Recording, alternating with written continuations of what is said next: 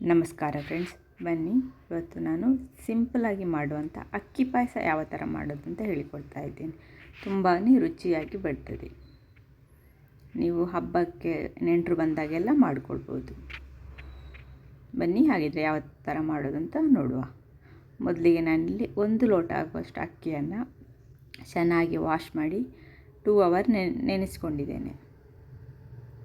ಈ ಥರ ಮಾಡೋದ್ರಿಂದ ಅಕ್ಕಿ ಸಾಫ್ಟಾಗಿ ಬೇಗನೆ ಬೇಯ್ತದೆ. ನಾನಿವಾಗ ಒಂದು ಕುಕ್ಕರ್ ತೆಗೆದುಕೊಂಡು ಅದಕ್ಕೆ 2 ಟೇಬಲ್ ಸ್ಪೂನ್ ಆಗುವಷ್ಟು ತುಪ್ಪವನ್ನು ಸೇರಿಸ್ಕೊಂಡಿದ್ದೇನೆ.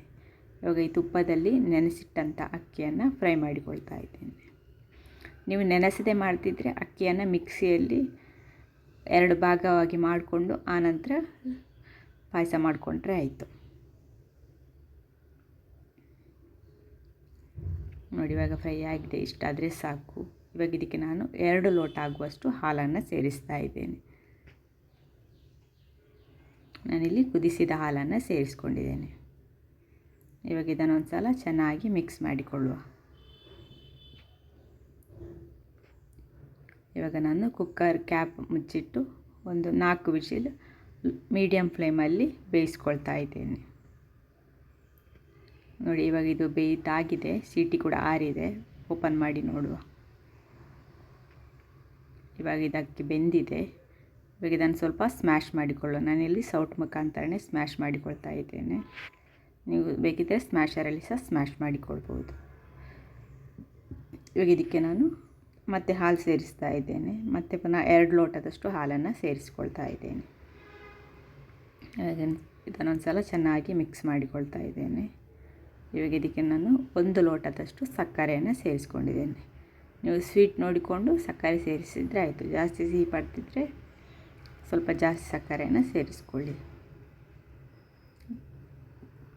ನೋಡಿ, ಇವಾಗ ಚೆನ್ನಾಗಿ ಬೇಯ್ತಿದೆ. ಇದು ಬೇಯ್ತಾ ಇರಲಿ. ಇವಾಗ ಇನ್ನೊಂದು ಸ್ಟವಲ್ಲಿ ಒಂದು ಪ್ಯಾನ್ ಇಟ್ಟು ಅದಕ್ಕೆ 2 ಟೇಬಲ್ ಸ್ಪೂನ್ ಆಗುವಷ್ಟು ತುಪ್ಪ ಸೇರಿಸಿದ್ದೇನೆ. ಇವಾಗ ಇದರಲ್ಲಿ ನಾನು ಗೋಡಂಬಿಯನ್ನು ಫ್ರೈ ಮಾಡಿಕೊಳ್ತಾ ಇದ್ದೇನೆ. ಹಾಗೆ ಸ್ವಲ್ಪ ಒಣ ದ್ರಾಕ್ಷಿಯನ್ನು ಸೇರಿಸಿದ್ದೇನೆ.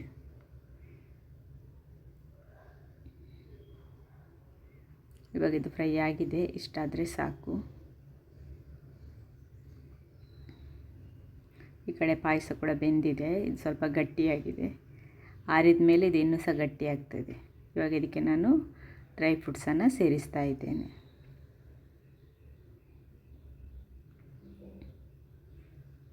ಚೆನ್ನಾಗಿ ಮಿಕ್ಸ್ ಮಾಡಿಕೊಂಡ್ರೆ ಆಯಿತು. ಇವಾಗ ಸ್ವಲ್ಪ ಏಲಕ್ಕಿ ಪುಡಿಯನ್ನು ಸೇರಿಸಿದ್ದೇನೆ.